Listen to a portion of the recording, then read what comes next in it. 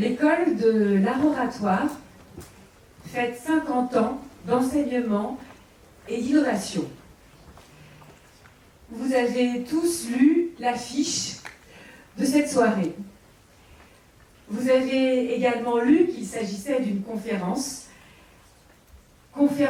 qui va traiter 50 ans d'évolution, de recherche. Nous sommes partis en 1973 d'un désert oratoire. À cette époque, on ne parle pas d'art oratoire, la discipline est tombée dans les oubliettes. Et en 50 ans, la discipline a réémergé, a ressurgi. Elle a pu traiter des sujets aussi différents que l'exposé, le débat, la négociation, le pitch, le digital. Oui, nous allons évoquer tout cela ce soir.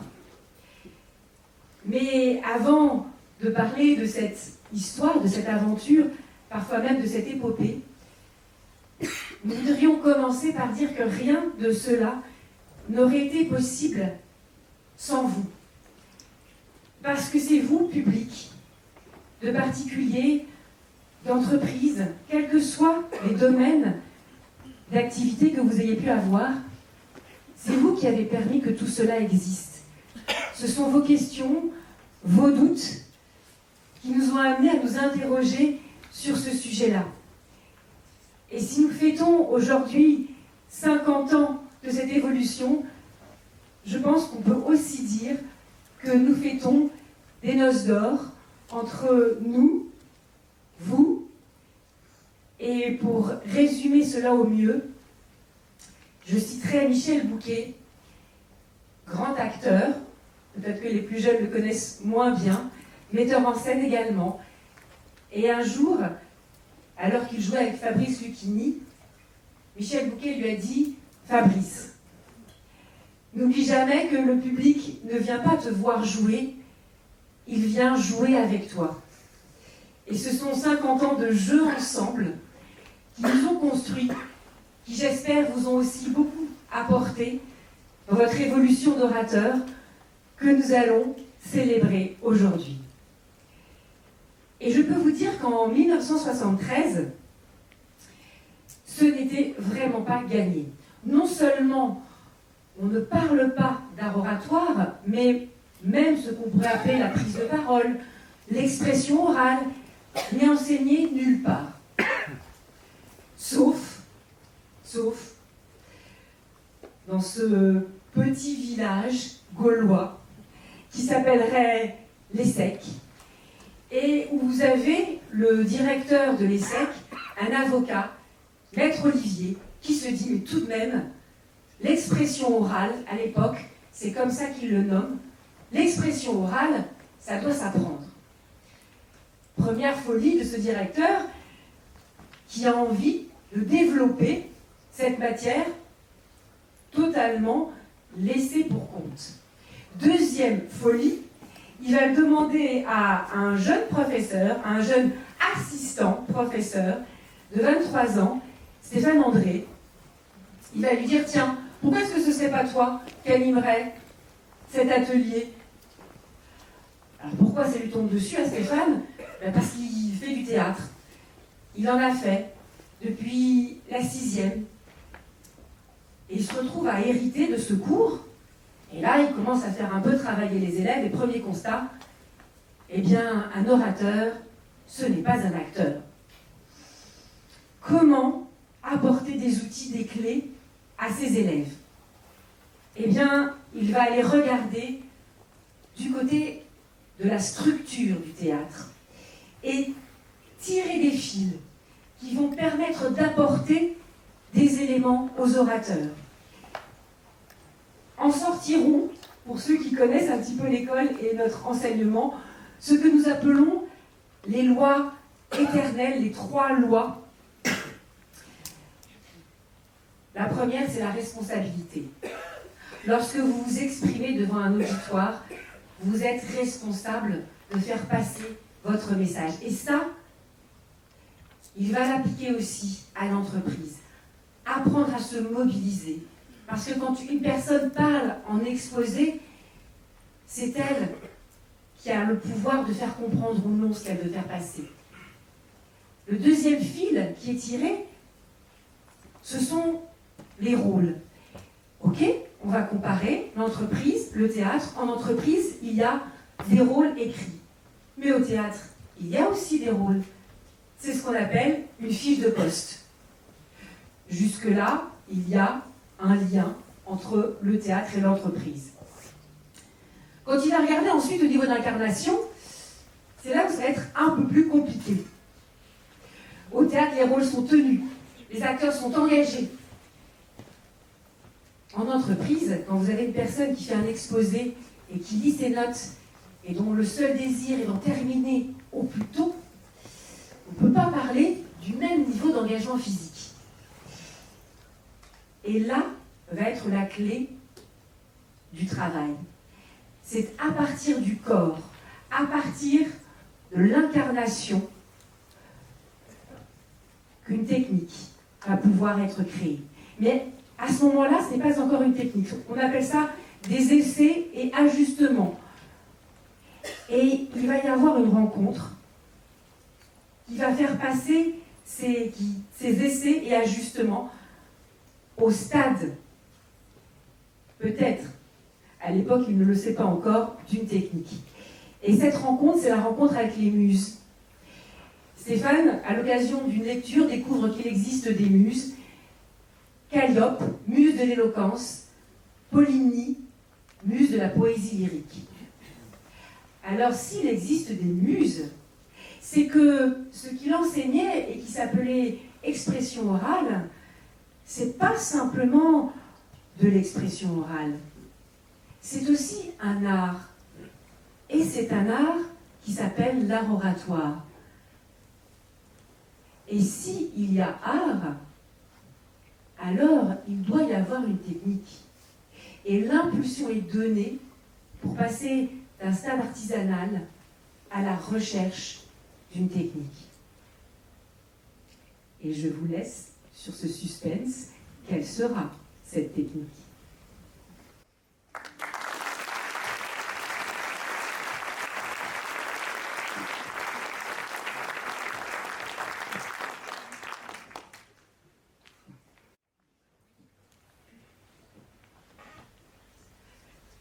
Ne comptez pas sur moi pour tout vous dévoiler. Il va falloir attendre un peu.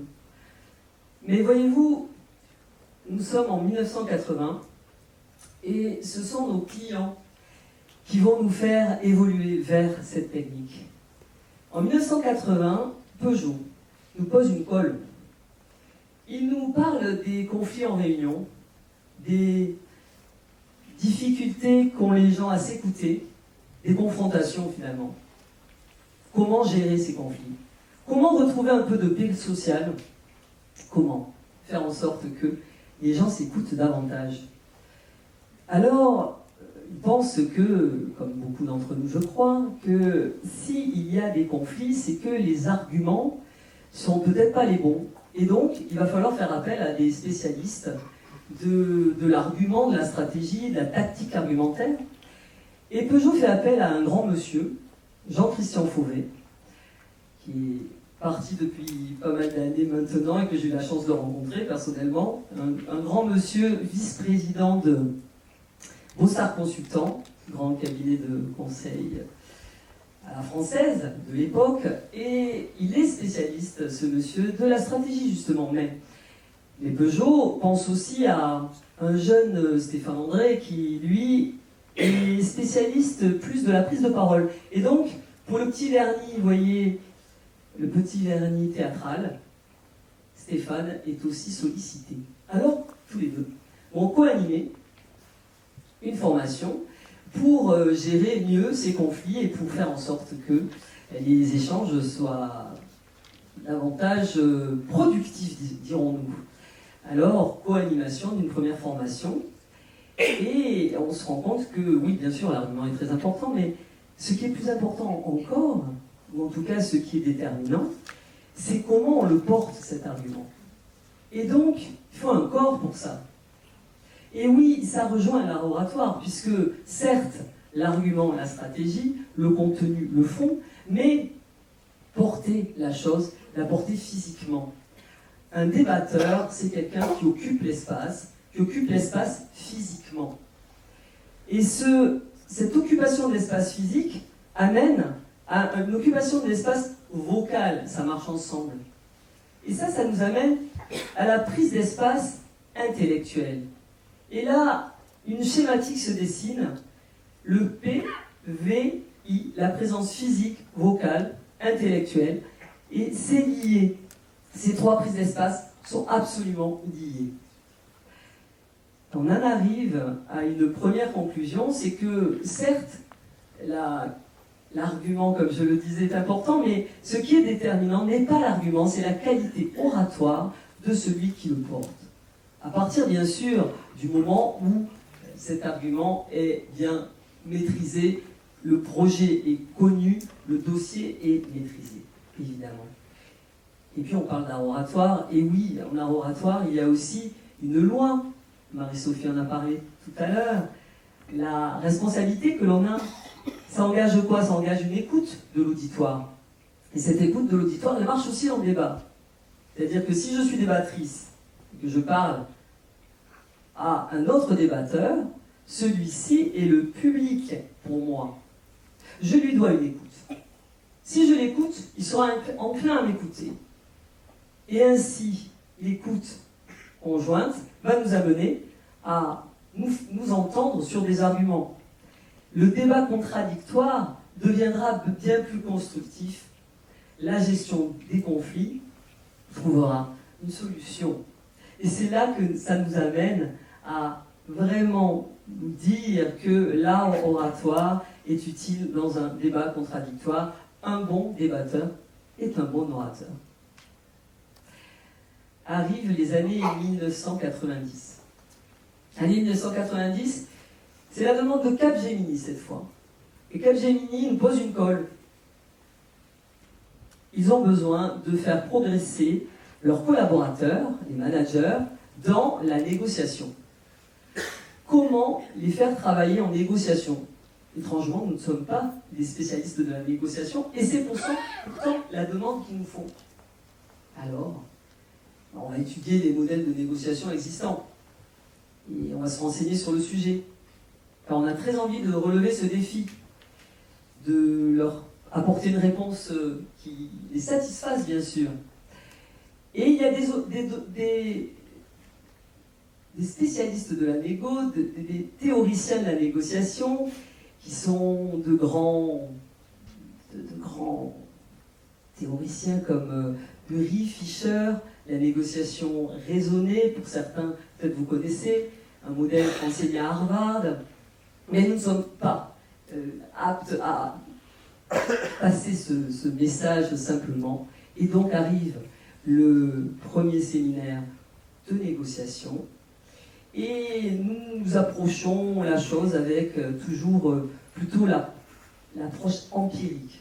Et on fait travailler des négociateurs, et on se rend compte, quand on leur donne aucun conseil, que c'est un peu décevant ce à quoi ils arrivent. C'est-à-dire, ce n'est pas un véritable gagnant-gagnant. C'est plutôt de l'ordre du compromis, vous voyez. Deuxième négociation, on donne un conseil à l'un des négociateurs, et c'est un conseil physique cette fois. Et on lui demande de regarder son adversaire, qui devient son partenaire de jeu, du coup, de le regarder, de l'écouter, de prendre le temps de se connecter à lui. C'est le regard qui est en marche. Et ce regard amène à une posture verticale. La verticalité du négociateur, c'est l'incarnation de sa fonction. Et puis la voix aussi. La voix qui va permettre de rendre les arguments musicaux.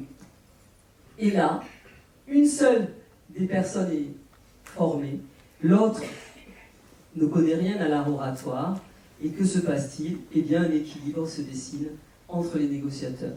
Une sorte de miracle, alors même que cette négociation-là n'a pas été particulièrement préparée. Ainsi, notre schématique s'affine encore et le regard d'eau-voix, qui est quelque chose que nous enseignons aujourd'hui, que nous continuons à enseigner, est né de cette recherche sur la négociation. J'aimerais accueillir une jeune femme talentueuse. Il s'agit de Fanny Camus-Tournier, qui va nous rejoindre. Elle travaille chez Ogilvy Paris. Elle est directrice des stratégies. Et pourquoi on l'invite sur cette scène?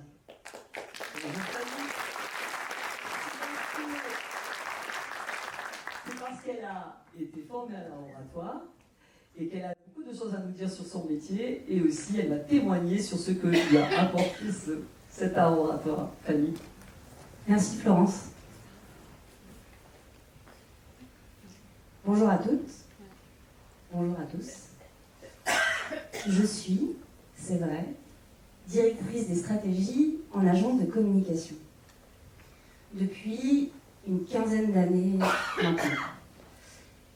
J'ai aussi suivi une formation en art oratoire il y a une année seulement. Parler de stratégie de marque, je sais faire. Parler devant 400 personnes, je sais moins faire.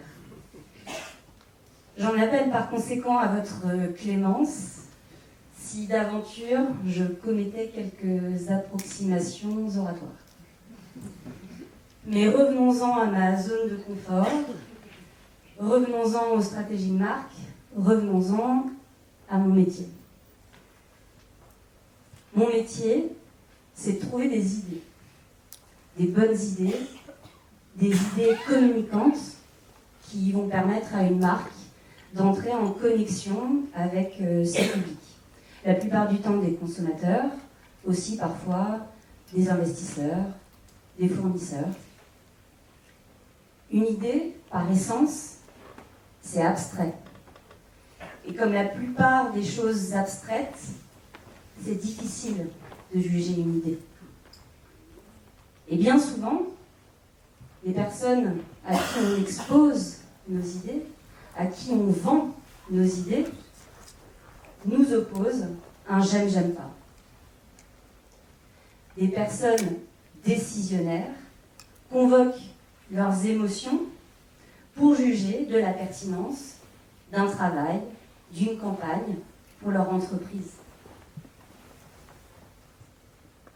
Ces personnes, avant d'être décisionnaires, en réalité, ce sont des personnes. Et ces personnes, elles sont dotées d'un cerveau qui choisit, grâce ou à cause de ses émotions.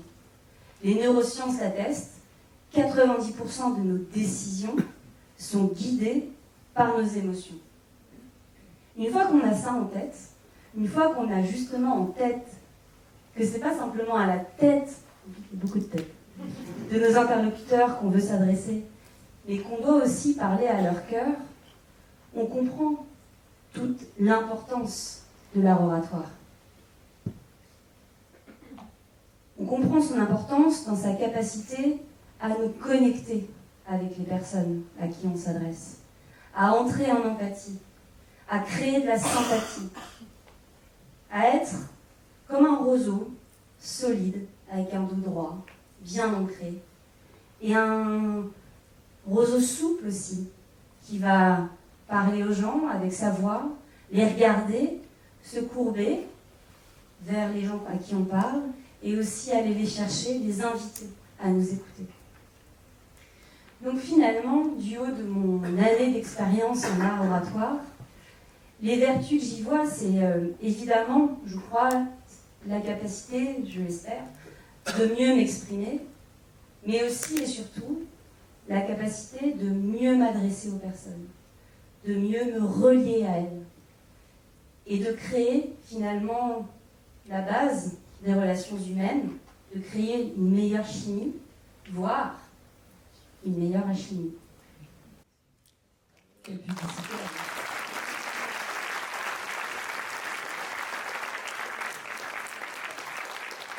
Très bien l'oratoire. Quand on s'est parlé, On a évoqué une situation assez marrante qu'elle rencontre. Marrante. Comme vous allez pouvoir vous en rendre compte. De temps à autre, quand elle présente devant des prospects, eh bien, ils font le petit jeu du poker face, vous savez. C'est-à-dire, ils ne laissent rien passer.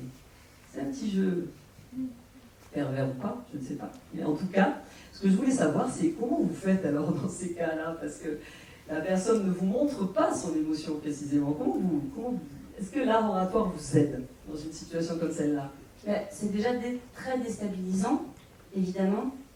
On est dans une présentation avec des êtres dotés de conscience et d'intelligence, et il y en a qui doivent donner, doivent intéresser, et puis il y a les autres qui ne doivent manifester a priori aucune réaction. Et l'art oratoire, là où il nous aide, c'est justement à aller chercher la connexion, à aller chercher le regard, à utiliser la voix presque comme un fluide pour, au final, créer des réactions. Même si ce ne sont pas des réactions verbales, on réussit parfois à créer, à capter des réactions non verbales qui nous confortent ou qui nous permettent quand même de nous réajuster. Donc, l'art oratoire, il est utile même quand la personne en face cherche à masquer complètement ses émotions. Merci Fanny.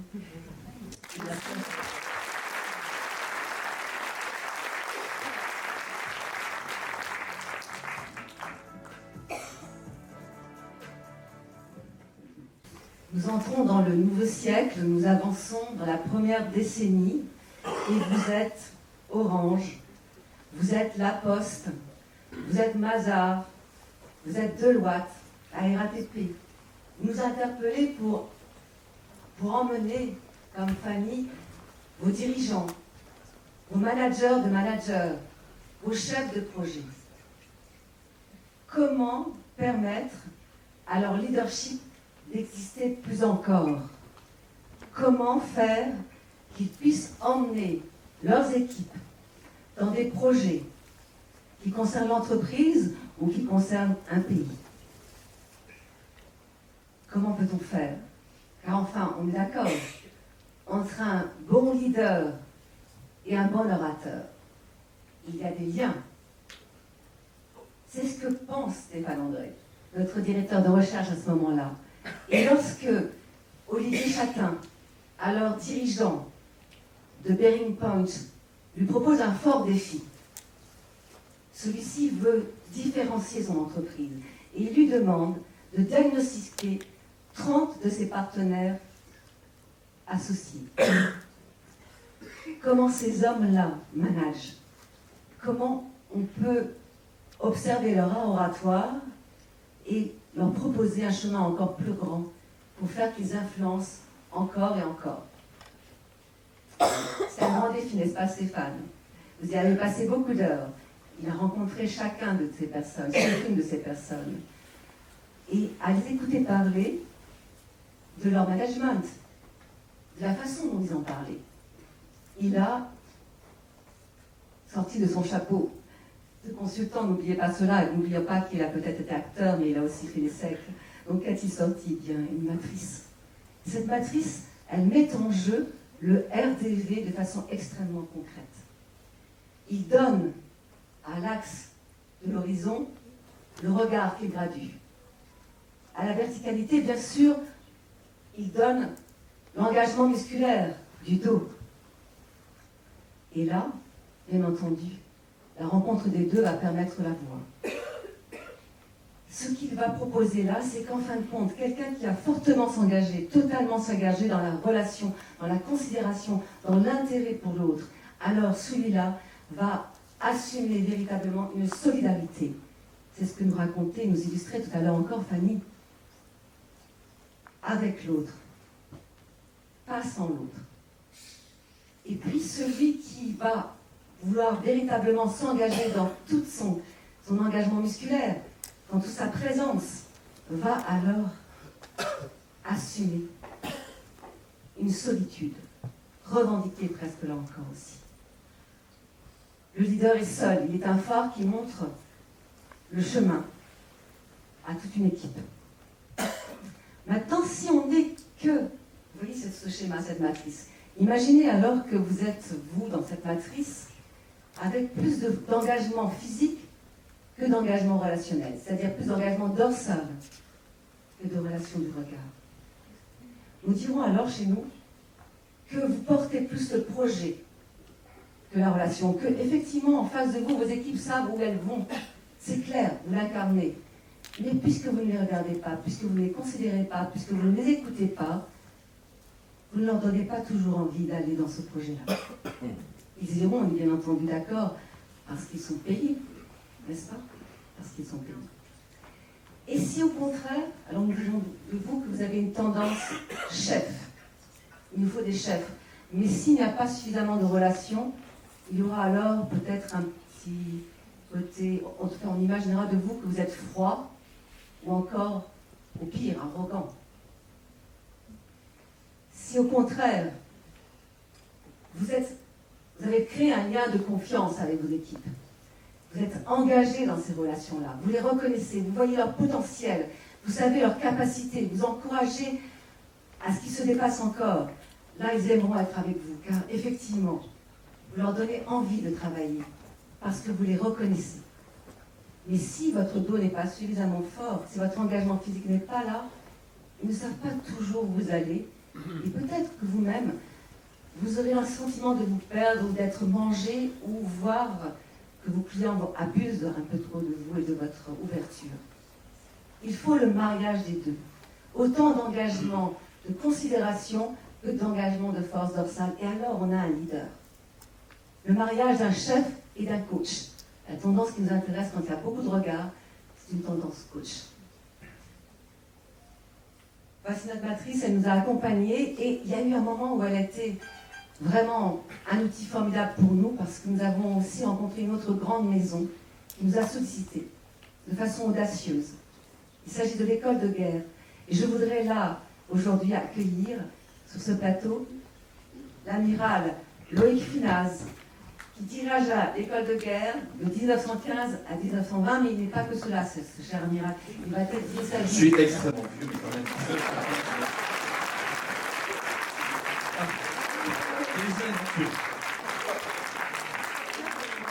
Vous êtes sur 2015, bien entendu. Très gentil d'inviter des petits retraités vétérans. D'ailleurs, vous avez devant vous le dernier vétéran de la Grande Guerre. Léon Gauthier est mort. C'était le dernier qui avait débarqué sur les places de Lyon, le dernier français. Eh bien non, il reste un vétéran de la guerre d'avant. Il est là avec vous ce soir. À force de dire que vous êtes un petit vieux, ça m'a influencé. Vraiment là, un homme d'influence, et j'aimerais lui poser la question suivante. Il est du côté de ce monde où effectivement Laurence, le leadership... de toute façon, comme visiblement je vais constamment me couper. Permettez-moi, je pense qu'il faut être totalement inconscient pour venir parler lors de la fête de l'école de l'art oratoire.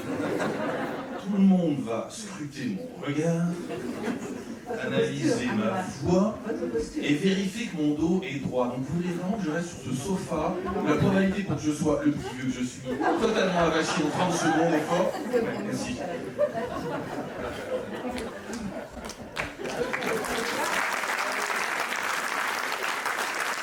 Mais par contre, je vous explique. La parole, c'est l'acte emblématique du chef. Et que si ces hommes et ces femmes qui ont été sélectionnés, parce qu'ils sont les 20% meilleurs, un corps de personnes déjà très sélectionnées quand ils avaient 20 ans, puisqu'ils sont destinés à devenir les grands patrons de demain, et comme la parole, c'est l'acte emblématique du chef, il faut qu'il le travaille.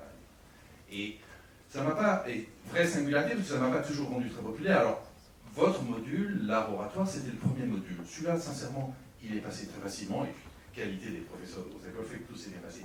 Mais c'était que le premier module d'une succession de 6 ou 7 modules, si je ne me trompe pas, qui couraient tout au long de l'année. Et pour vous donner un exemple, et vous allez comprendre la singularité, et pourquoi je n'ai pas toujours été très populaire, le 3e ou 4e module, je leur faisais faire à mes lieutenants-colonels, mes capitaines de frégate, qui depuis 15 ou 20 ans courent le monde pour s'y battre et défendre la France, je leur faisais faire des battles de rap. Particulièrement chez les terriens et les gendarmes, c'était pas hyper populaire. Pourquoi je faisais ça parce qu'il se trouve qu'après ce travail initial fait avec l'école de l'art oratoire, on sait que c'était l'une des étapes, les battles de rap, je déteste le rap en plus, je connais rien, je déteste le rap, c'est pas une musique que j'aime et avec laquelle je suis familier, mais j'avais compris que les battles de rap, ça vous demande d'être extrêmement rapide. Ensuite, ça vous demande d'improviser. Et je voulais qu'à l'école de guerre, ils apprennent à improviser, parce que quelles que soient les techniques, quelles que soient les préparations, dans la vraie vie, la plupart du temps, lorsqu'on en parle, on improvise. Et donc, j'étais convaincu, et je le suis toujours, qu'il faut sans cesse se préparer à improviser. Eh bien, la battle de rap, ça vous impose d'improviser. Et puis, troisième élément, ce qui, pour un militaire, à mon avis, est une condition intéressante de l'entraînement, c'est qu'un lieutenant-colonel, un capitaine de frégate, une battle de rap, ça le sort de sa zone de confiance, donc c'est un bon entraînement. Merci, cher amiral, merci infiniment.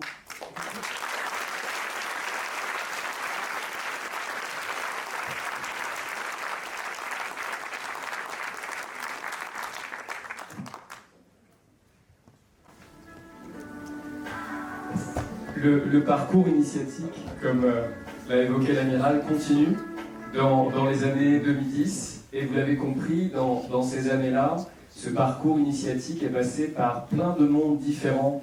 Le monde des médias, le monde de l'entreprise, le monde étrange de l'école de guerre, effectivement, souvenir impérissable de rentrer dans une classe. Tout le monde est en uniforme et tout le monde se lève. On n'a jamais vraiment vécu ça auparavant. C'est toujours intéressant. Merci, cher amiral, pour cette expérience inoubliable. Et le monde des médias, de la politique, le monde de l'entreprise, de l'association et des startups. Et la conviction renforcée dans le cœur battant de l'école de l'art oratoire que l'art oratoire est un art certes ultra classique, mais que c'est également un art ultra contemporain. Et nous rentrons dans une décennie où je vais évoquer 3 booms avec vous, 3 booms assez violents, 3 booms qui vont se passer entre 2010 et 2023 et qui vont tester la technique, qui vont pousser la technique du RDV dans ses retranchements. En 2010, tout d'abord, le premier boom, c'est le boom de la demande des particuliers. On avait beaucoup de demandes d'entreprises, comme le rappelaient les autres professeurs, et d'entreprises du secteur privé et public. Et là, c'est vraiment pléthore de demandes de particuliers qui arrivent à l'école. Alors, en 2008, l'école fait un choix radical, c'est de changer de nom. Stéphane-André Conseil devient École de l'art oratoire pour enfoncer le clou, si je puis dire, de sa dimension et de sa vocation pédagogique. Cette décision est prise par Stéphane-André, son fondateur, et par Jean-Marc Moret, aujourd'hui disparu, son directeur général. L'idée derrière tout ça, c'est d'ouvrir la pédagogie de l'école de l'art oratoire avec une dimension gratuite et une dimension payante. La dimension gratuite, c'est ce qui s'est passé hier soir, c'est la masterclass. Ce sont des cours donnés en public gratuitement par les professeurs de l'école de l'art oratoire et initiés par Stéphane André. Également les newsletters, également le concours d'éloquence qui a lieu tous les ans et dont la finale aura lieu demain aussi, pas très loin d'ici, à l'école de l'art oratoire rue Lord Byron. La partie payante, c'est la réponse à une demande que nous ont fait des particuliers qui travaillaient dans des entreprises et qui venaient nous voir en disant « Je travaille dans une entreprise, j'adore mon métier, mais l'entreprise ne s'intéresse pas à l'art oratoire, comment je fais ?» Donc, ils n'ont pas le budget, ou ont un budget particulier, et ils veulent pourtant suivre une démarche pour être formés à l'art oratoire. Nous inventons, notamment Florence Mana, la directrice pédagogique, et toute l'équipe, on met en place un système de 35 modules pour faire un parcours de 35 semaines, entraînement à long terme, entraînement intensif, pour muscler ces orateurs plus ou moins jeunes qui viennent nous voir, et générosité de ces orateurs qui veulent apprendre l'art oratoire pour en faire partager les bénéfices pour la rentabilité de leur entreprise. Ce grand cours, c'est ainsi qu'on l'appelle, en 35 modules, il est couplé avec un e-learning qui va lui aussi se calquer sur le parcours du grand cours et qui est une manière, une fois rentré chez vous, face à votre écran, à votre téléphone, etc., d'avoir des vidéos et des exercices pour continuer à vous entraîner.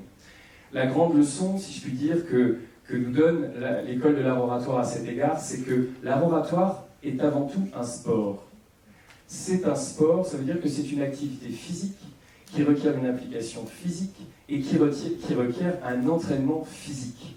Le grand cours et le parcours digital est un super outil pour s'entraîner de manière continue. Donc on encourage toujours, nous, les sportifs orateurs qui viennent nous voir, à muscler leur quotient oratoire, leur qualité oratoire. Le deuxième boom, c'est dans les années 2020. Vous l'avez vécu parce que ça s'appelle Covid et ça s'appelle crise sanitaire. Et c'est un événement qui vous a propulsé en quelques minutes de votre bureau, de votre entreprise, des locaux professionnels à votre salon. Et vous vous êtes retrouvé entre votre chien et votre frigidaire à devoir être manager plus que jamais à distance en digital. Et donc cette crise, elle a été imprévisible. Vous l'avez vécu et vous l'avez vraiment vécu parfois brutalement parce que nous, on a reçu après à l'école de l'art oratoire des sportifs blessés par ce changement. Et nous les avons accompagnés. La réponse que nous avons apportée, c'est tout un parcours qu'on appelle orateur dans un monde digital et qui permet aux orateurs de travailler leur art oratoire à distance.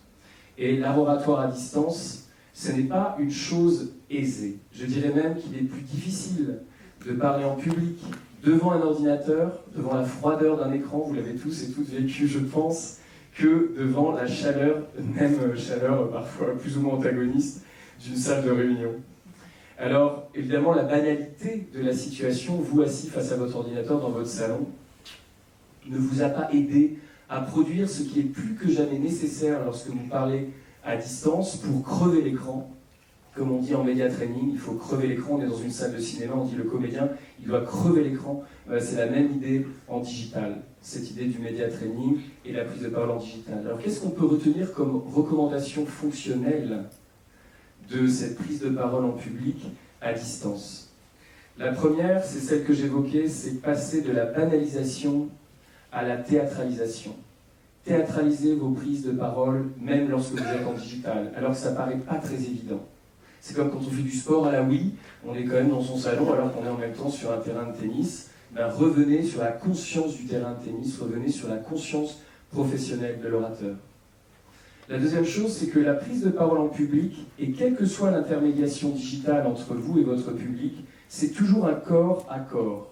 Évidemment, là, il est manifeste, ce corps à corps, puisque nous sommes, moi orateur et vous public face à moi, dans une rencontre physique, émotionnelle et intellectuelle. Eh bien, ce lien physique, émotionnel et intellectuel, ce corps à corps, il est plus que jamais nécessaire en digital et il est plus difficile à convoquer en digital. Une dernière recommandation que je peux donner à cet endroit, c'est utiliser votre œil. Vous avez compris, dans le RDV, la matrice du RDV fonctionne excellemment en digital et elle suppose de votre part une application encore plus forte. Un des secrets de la prise de parole en digital, c'est regarder, je dirais, avec amour, faites l'amour à la caméra, vous connaissez l'expression, mais c'est en fait, il faut prendre cette phrase littéralement, elle paraît un peu comique, en fait elle est extrêmement concrète, donc regardez avec passion, avec un intérêt puissant et décidé, l'œil de la caméra. Le troisième boom que j'aimerais évoquer, nous sommes en 2022-2023.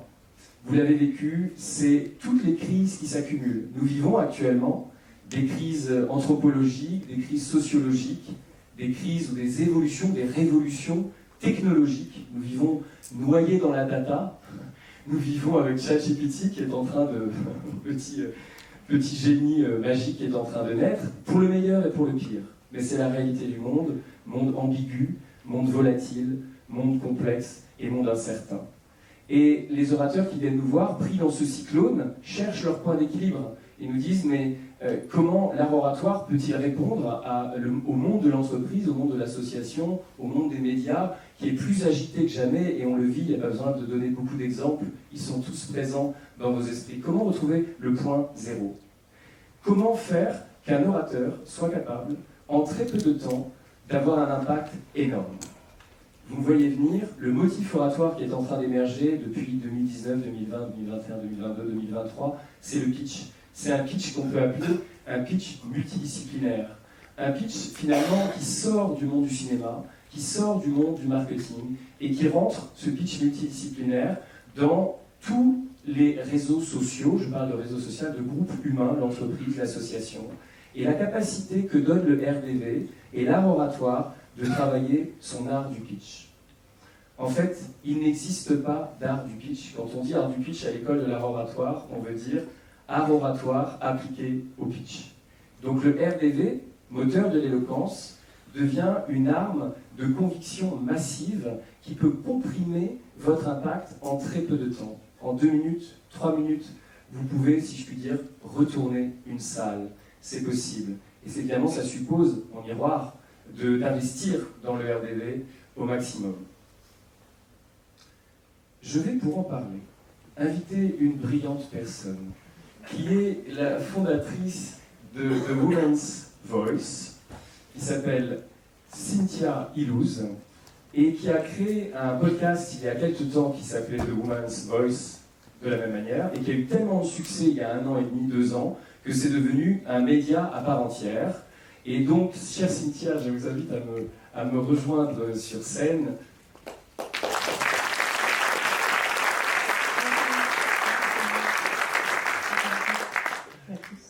Et peut-être à nous présenter, vous serez la mieux placée pour le faire, ce média que vous avez créé, The Women's Voice.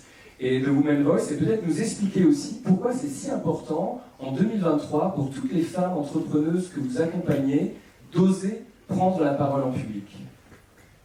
Merci pour cette question et merci de m'accueillir parmi vous. Moi, je n'ai pas fait votre école. Je vais néanmoins essayer de respecter ce qui a été proposé. Voilà. Je peux vous coacher en live également. Non, voilà, j'ai fondé The Women's Voices, qui est un média d'information politique et générale pour répondre à un impératif qui est celui de la sous-représentation des femmes dans plein de domaines, dans la tech, dans la technique, en politique, dans la finance, bref, dans à peu près tous les métiers où on gagne extrêmement bien sa vie. Ça ne vous a pas échappé que les femmes sont surreprésentées dans des métiers comme les métiers du care, du soin, qui sont bien sûr des métiers extrêmement nécessaires mais plutôt mal payés. Donc The Women's Voices, c'est vraiment l'idée d'amplifier les voix des femmes dans toutes les sphères, politiques, publiques, etc. On a créé en effet un programme qui s'appelle 5000 Voices, qui vise à proposer à des entreprises et à des femmes en individuel de venir prendre la parole dans notre média. Donc notre média, il traite de l'information politique et générale, je le disais il y a un instant. Ça veut dire qu'on traite des sujets que vous voyez tous les jours, mais avec un prisme assez particulier, qui est celui de l'empowerment des femmes. Donc on va parler par exemple des femmes pionnières, on va parler des conséquences de la réforme des retraites pour les femmes. Je viens d'aborder aujourd'hui un sujet qui est celui bien sûr des émeutes et de la représentation ou non des femmes parmi les personnes qui ont été arrêtées, et ça vous a pas échappé que sur les 3000 personnes arrêtées, il n'y a pas ou presque de femmes, etc. Donc on a ce prisme et on permet aux femmes de prendre la parole régulièrement dans cette actualité, et c'est ça que j'ai voulu mettre en place. Et le pont avec ce qui s'est passé juste avant sur cette scène, c'est le lien évidemment avec le leadership de toutes ces femmes que vous accompagnez. Et une partie de votre formation, c'est le marketing. Et l'idée, notamment de Cynthia, c'est de donner, on peut dire qu'un leader, c'est aussi une marque forte, c'est-à-dire une couleur, si vous préférez, une couleur qu'il veut imprimer dans l'esprit du public. Et là, cette idée de la marque personnelle, c'est quelque chose que vous avez développé aussi pour ces oratrices, pour qu'elles aient, moi on appellerait ça à l'école de l'oratoire, un leadership très fort, une image, une radiance. Comment est-ce que vous pourriez nous donner quelques infos là-dessus ? Alors pour répondre à vos deux questions, la première c'est en effet que pourquoi les femmes doivent s'exprimer dans les médias, ça paraît assez évident, mais pour défendre des idées, on sait que les idées ne sont pas assez défendues, on sait que sur les plateaux télé, il n'y a pas assez de femmes, donc ça c'est vraiment un sujet extrêmement nécessaire. Ensuite, développer son réseau. Vous le savez, à chaque fois qu'on prend la parole, il va y avoir des liens qui vont se créer, il va y avoir des propositions qui vont arriver, des propositions peut-être de postes, de développer avec vous des opportunités de travail si on est entrepreneur ou entrepreneuse. Et puis sur la question de la marque personnelle, puisque en effet moi j'ai une autre casquette qui est une casquette académique, et donc je travaille beaucoup sur l'identité de marque, et on voulait évidemment faire ce parallèle avec la question de l'identité de marque et de la marque personnelle. Et là l'idée c'est de se dire quelle va être ma proposition unique de valeur, pourquoi je vais prendre la parole. Donc vous avez tout de suite compris en quelques instants, si vous parlez avec moi, je suis une femme féministe, je défends bien sûr la cause des femmes, et vous l'aurez compris en quelques instants. Si maintenant je vous parle de complètement autre chose, vous allez dire mais qui est cette personne? Donc c'est vraiment très nécessaire de vraiment bien être identifié sur les sujets sur lesquels on va s'exprimer dans les médias. Donc ça, c'est la première chose, et c'est aussi ce qu'on attend des marques, c'est-à-dire pourquoi c'est une promesse, une marque. Pourquoi on va acheter ce produit? Parce qu'il va répondre à un besoin, une envie, vous l'avez évoqué tout à l'heure, et puis on va déclencher un certain nombre d'émotions, on va créer des relations qui sont personnelles, donc ça va être avec une audience, ça va être bien sûr avec un public, des clients, etc. Donc c'est aussi beaucoup de sujets sur lesquels on pourrait passer des heures, mais on ne les a pas, donc je m'arrête là en voyant vos yeux. On les a pas malheureusement aujourd'hui, c'est ce que nous appelons, nous, à l'école de l'art oratoire, le masque, le respect du masque. Hein, c'est le masque qu'on décline, et c'est le personnage avec sa cause, hein, mettre son corps et sa voix à la hauteur de la dignité de la cause. C'est une phrase de Cicéron dans De Oratore, 1er siècle avant notre ère. Peut-être un dernier mot, là ça va être un super pitch, puisque évidemment j'ai évoqué le motif du pitch, motif oratoire du 21e siècle. C'est quelque chose que vous utilisez beaucoup dans vos différents métiers en tant que docteur, dans votre vie académique et aussi dans votre vie médiatique. Et peut-être un mot sur l'importance du pitch pour les femmes aussi, que vous accompagnez, le discours court et impactant.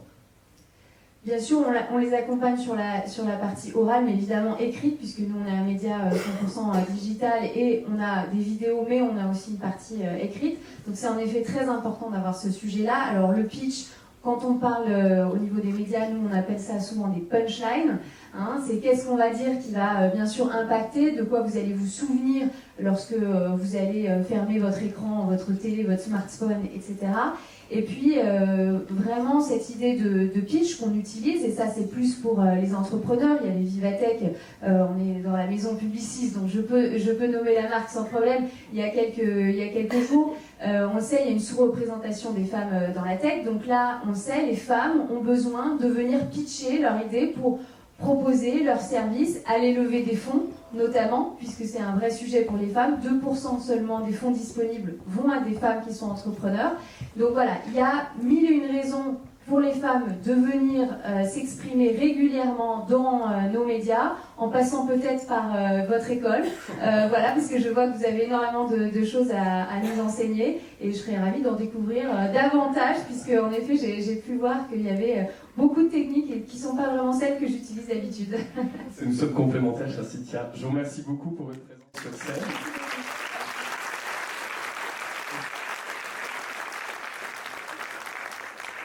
C'est vrai que nous avons une autre approche que l'écrit, nous, à l'école de l'art oratoire. C'est ce travail sur le regard qui va déclencher, et même dans l'exercice du pitch, et surtout dans l'exercice du pitch, ce que nous appelons intuition pertinente, cette capacité à concentrer la complexité d'un dossier, la complexité d'un propos en quelques minutes, faire du simple, mais pas du simpliste, et donc garder toute la puissance de l'impact oratoire, de la cause que vous êtes en train de défendre. Merci beaucoup, Cynthia, pour ce partage riche. Je vais maintenant faire appeler sur scène, dans quelques minutes, Monsieur Stéphane André, le fondateur de l'école de l'art oratoire. Avant ça, j'aimerais présenter cette excellente citation. Le pitch, c'est le motif oratoire du XXIe siècle. Le XXIe siècle est appelé à concentrer le propos. Grâce à la data, grâce à ChatGPT, on est amené, nous, orateurs, à muscler notre jeu oratoire. Stéphane André, il est difficile à pitcher par définition. C'est un défi impossible que je me suis lancé. Je me suis dit, on est dans une salle de cinéma, une manière de pitcher Stéphane André, c'est de dire c'est l'Indiana Jones de l'art oratoire. C'est ça, je crois. C'est un pionnier, c'est un mentor, c'est un maître, il déteste quand on dit ça, mais c'est vraiment un maître du XXIe siècle en art oratoire, et c'est un chercheur, c'est un trouveur, moi je préfère dire. Il a trouvé beaucoup de choses, et notamment à travers les 3 ouvrages qui vont être présentés derrière, et qui jalonnent finalement toute cette histoire, tous ces 50 ans d'art oratoire. 1992, Stéphane écrit Le secret des orateurs, c'est la synthèse de sa pensée à cette époque, et on pourrait dire, comme l'utilise souvent Stéphane, qu'est-ce que c'est qu'un orateur? C'est 3 polarités, la terre, le ciel et l'humanité. Alors il commence par les pieds sur terre, découvrez le secret des orateurs, c'est une première porte d'entrée. Une autre porte d'entrée, c'est 2016, l'art du leadership par la parole. Stéphane prend de la hauteur par rapport à ce que c'est que l'orateur sur terre, et il découvre que de l'art oratoire émerge le leadership par la parole. Et enfin, la 3e polarité de l'orateur, c'est l'humanité. Et prenant encore plus de hauteur, maintenant vous devez être satellité, cher Stéphane. Il s'intéresse au réseau social, au tissu social, et émerge de laboratoire le leadership et maintenant l'écologie sociale et l'éloquence naturelle. Alors, sans plus tarder, cher Stéphane, je vais vous céder le plateau. J'aurais tant de choses à dire sur vous, mais je m'arrête. Stéphane André, fondateur de l'école Collaborateur.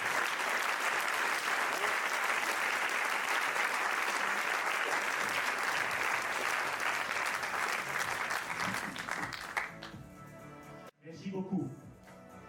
C'est difficile de ne pas vaciller quand on est à ce point mis en évidence devant la foule que vous êtes en face de moi, mais c'est pour moi un nouvel exercice et tous ceux qui interviennent ici en public dans leur métier, dans leur activité politique ou associative, savent que c'est un défi tous les jours et que le cœur du défi, c'est la maîtrise de l'émotion, mais aussi la canalisation de l'émotion au service d'un projet qui est toujours plus grand que nous.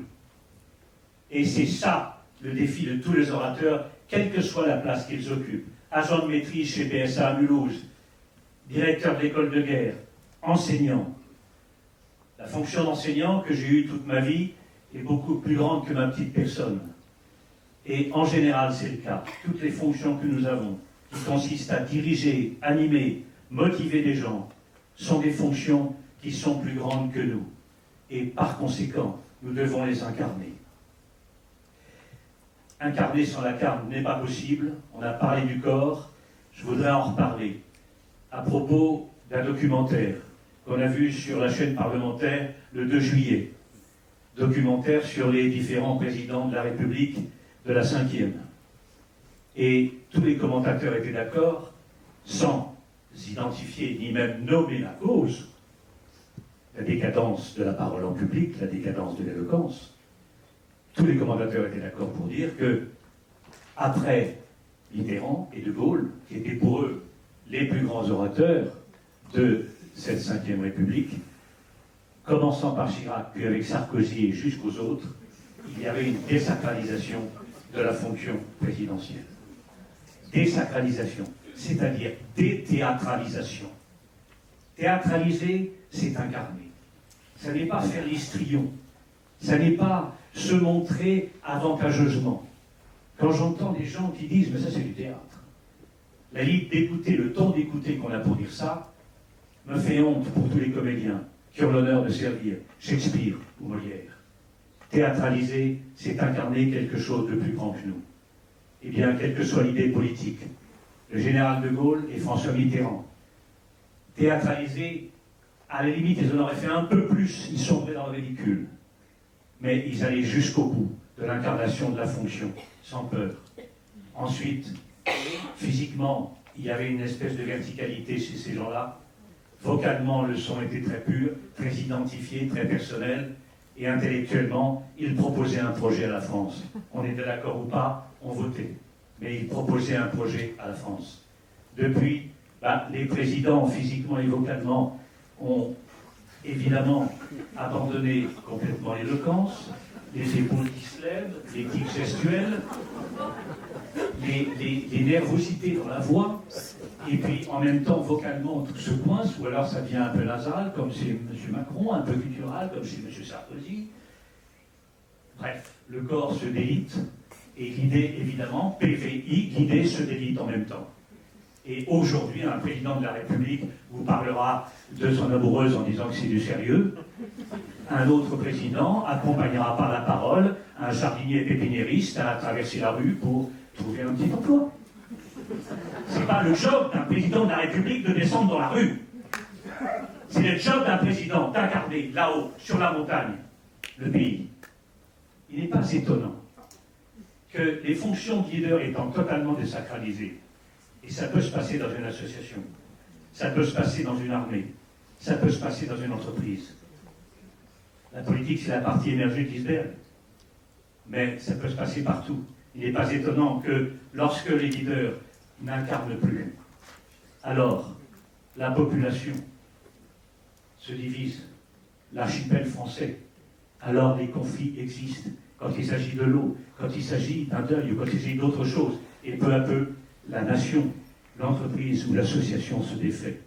Parce que la parole, là-haut, n'existe plus, l'incarnation n'existe plus. Vous voyez que ce n'est pas une question d'intelligence ou de savoir-faire, c'est vraiment la pratique de la parole, la pratique du corps en scène pour faire ce qu'on doit faire. Alors évidemment, il y a une mode aujourd'hui qu'on appelle la mode de l'éloquence.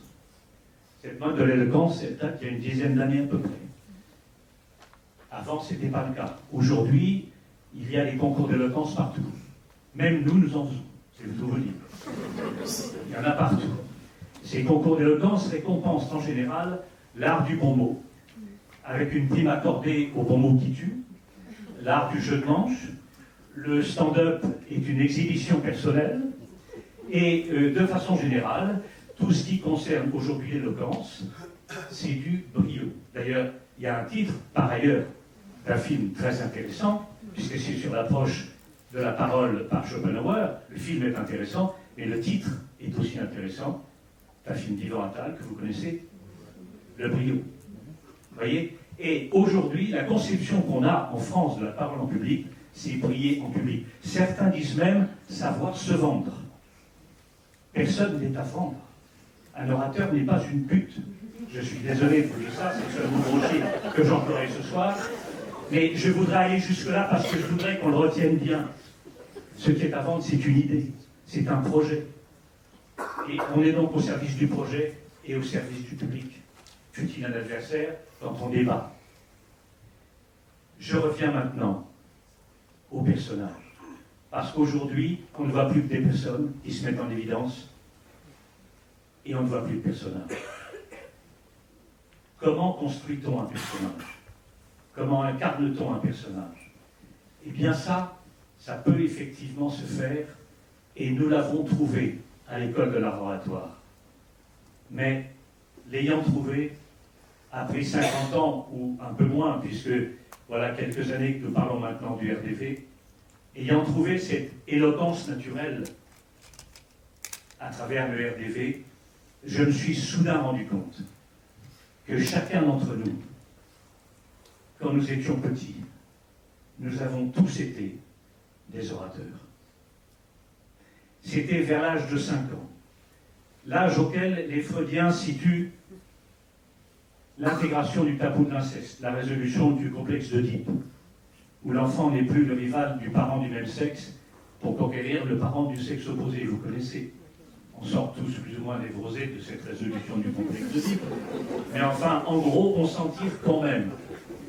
Il est évident qu'à ce moment-là, l'adulte de 5 ans existe. C'est un adulte nouveau-né, ni cultivé, ni éduqué, mais c'est un adulte à part entière. L'enfant de 5 ans est un adulte. Il a un regard. Et même quand il regarde les adultes autour de lui, il a un regard qui est empreint de 2 messages. Premièrement, la confiance. Il a un regard confiant, même quand son parent, sa maman ou son papa le gronde, il a un regard confiant. Et le deuxième message qu'il a dans ce regard, c'est la curiosité. Pourquoi papa est-il en colère? Mais il n'a pas peur. Et le regard de cet enfant est un regard d'amour. J'aurais l'air d'un passe-la-sec, c'est pas possible. Donc, qu'est-ce que je vais faire? J'entre en tant que personne, mais d'abord, je commence par le regard. Et je commence à m'intéresser aux gens. Et en avançant, parce que je me nourris de vous, je sens, et je dois le contrôler, pendant que je suis en train d'entrer, je sens mon dos qui se tient tout droit. Et là, tout d'un coup, ma verticalité existe. Ma curiosité a amené mon dos. Ne jamais travailler le dos sans le regard.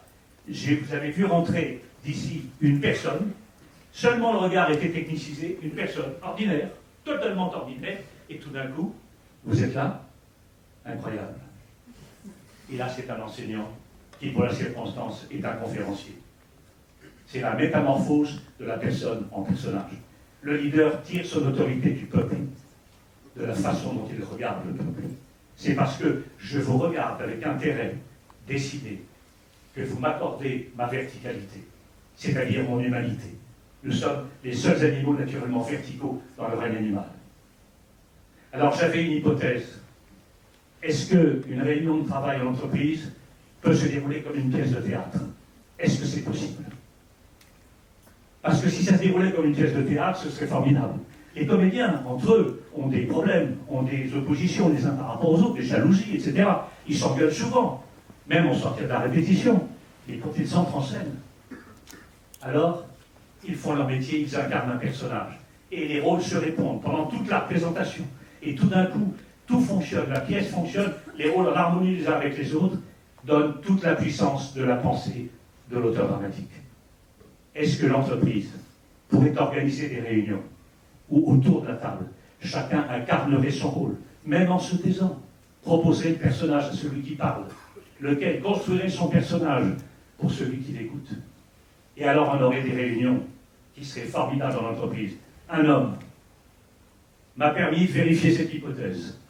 Cet homme était le dirigeant d'une grande entreprise française connue dans le monde, dans le secteur de l'équipement automobile, Didier Miraton.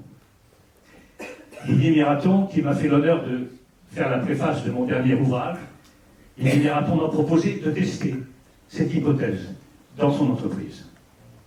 300 chercheurs, des groupes de projets, et Didier Miraton m'a dit, est-ce que tu veux essayer de vérifier cette hypothèse dans mon entreprise? Nous avons donc formé chaque effectif de groupe de projet en 2 jours au RDV, à la parole en public, petit séminaire, entre 10 et 20 ingénieurs par groupe de projet.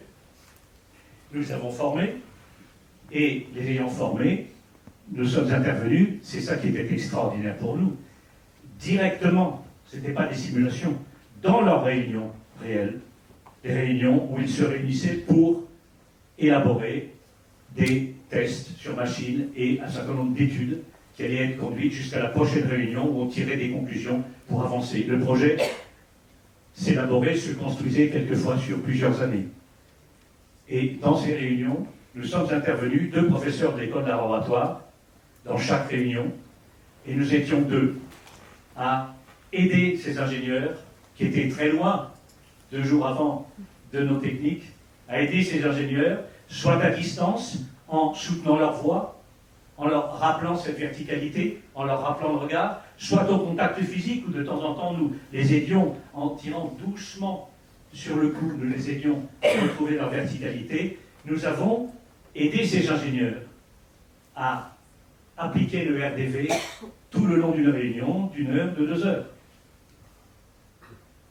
Vous savez, les réunions habituelles, et c'était le cas de ces réunions, on appelle ça la réunionnite quelquefois, les réunions habituelles ne sont pas des échecs absolus, sinon on les arrêterait.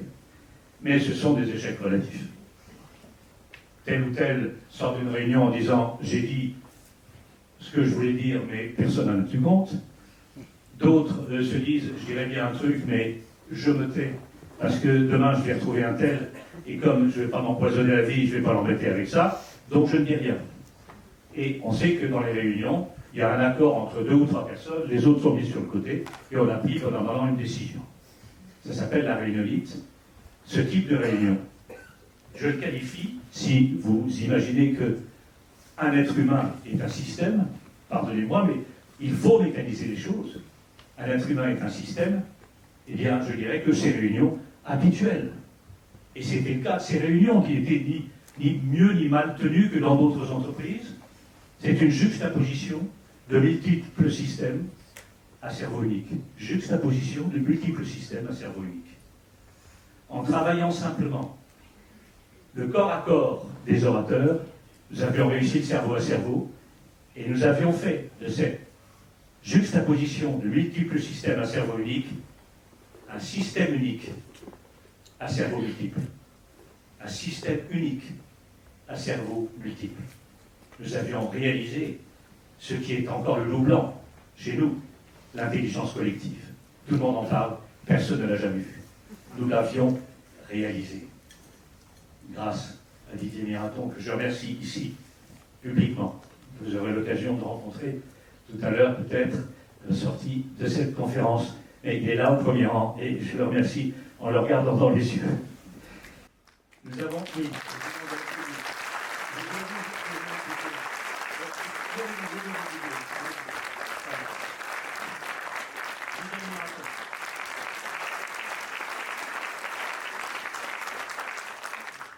Trois résultats obtenus dans cette réunion. Le premier résultat, suppression des autocensures. Je prends un témoignage. Un technicien qui était dans ce groupe de projet, dans un groupe de projet, nous a dit, en débriefant après, nous a dit, moi je suis le seul technicien dans ce groupe d'ingénieurs, en général, ça me fiche la trouille de prendre la parole, donc je me tais, je dis de temps en temps ce que j'ai à dire, mais jamais trop souvent. Et il nous a dit son étonnement, il était intervenu sans crainte, sans peur, et après coup seulement, il s'était rendu compte qu'il avait dit tout ce qu'il avait eu envie de dire.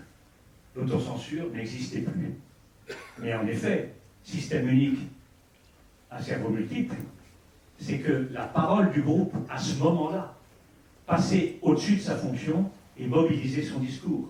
Il n'était que le médium quand il parlait. Il n'était que le médium de la pensée du groupe. C'est pas lui qui parlait, c'est le groupe qui parlait à travers lui. C'est une fonction médiumnique que devrait vivre chaque participant à une réunion. Donc, suppression de l'autocensure. Deuxième résultat, disparition totale des conflits. Plus un seul conflit. Sur le nombre de groupes de projets que nous avons fait chaque année, disparition totale des conflits. Quand on réussit le corps à corps, on réussit le cerveau à cerveau. Les conflits avaient disparu. Et je voudrais dire quelque chose sur les conflits. Très souvent, on pense que les conflits viennent des désaccords. En réalité, c'est faux. Les conflits ne viennent pas des désaccords, mais de l'expression des désaccords. Autrement dit, ça place l'éloquence au cœur même d'une paix sociale dans un groupe de travail, au cœur même d'une écologie sociale. Disparition totale des conflits, intelligence collective, et le troisième résultat obtenu, c'est une créativité maximum dans ces groupes de projets. Et nous avions là, ces jours-là, une année, une spécialiste de l'Académie des sciences, une dame qui était là, spécialiste de la créativité, qui assistait à notre travail et qui a pu en témoigner. Autrement dit, nous avions réalisé une micro-société avec une technique que nous appelons aujourd'hui dans notre école la production de groupe en réseau construit, la PGRC, production de groupe en réseau construit, nous l'avions réalisée. Imaginez maintenant une entreprise, dans sa totalité, qui dans toutes ses réunions, ses entretiens face à face dans un bureau, etc., fonctionnerait en PGRC. Elle serait leader. Mais un leader qui aide les gens qui sont en face à rentrer dans une société saine. C'est-à-dire qu'elle serait leader pour ses clients, pour ses fournisseurs, pour l'administration. Elle serait leader et elle répondrait autour d'elle parce qu'elle existerait sans agresser, sans heurter. Elle répandrait autour d'elle une écologie sociale. Elle dispenserait tout autour d'elle. Imaginez maintenant. Tout autour de la planète. Tous les êtres humains. Je sais, c'est une utopie. Mais sans utopie, j'y arriverai jamais à faire mon travail quotidien. Tous les êtres humains. Il n'y a plus le regard de Poutine. Il n'y a plus le regard minéral de M. Trump derrière ses meurtrières de blocos. Et même si dans un G20, 18 orateurs, chefs d'État, fonctionnaient en leader, je suis certain qu'ils éveilleraient chez M. Trump et M. Poutine, ils éveilleraient une éloquence naturelle, que tous les deux retrouveraient un regard, un dos et une voix, à condition qu'on ne les singularise pas, qu'on n'essaie pas de les viser, qu'on travaille sur l'ensemble du groupe dont ils font partie, eh bien les orateurs trouveraient à ce moment-là des mots, des tons et des rythmes adaptés, y compris à M. Poutine et à M. Trump. On arriverait à une écologie sociale, et puisque la nature nous donne un défi énorme aujourd'hui, avec les grands problèmes qui se posent sur notre écologie globale, de plus en plus nous aurons des conflits là-dessus si nous n'avons pas de leader, eh bien, il est souhaitable qu'une écologie sociale qui se répande comme ça, et même probable, finisse par résoudre les problèmes de notre écologie. Il y aurait la paix et retour à la préservation de la nature, dont nous sommes partis, il ne faut quand même pas l'oublier. Si elle disparaît, nous disparaissons aussi. Bon courage à tous, devenez des orateurs, devenez des gens de paix autour de vous.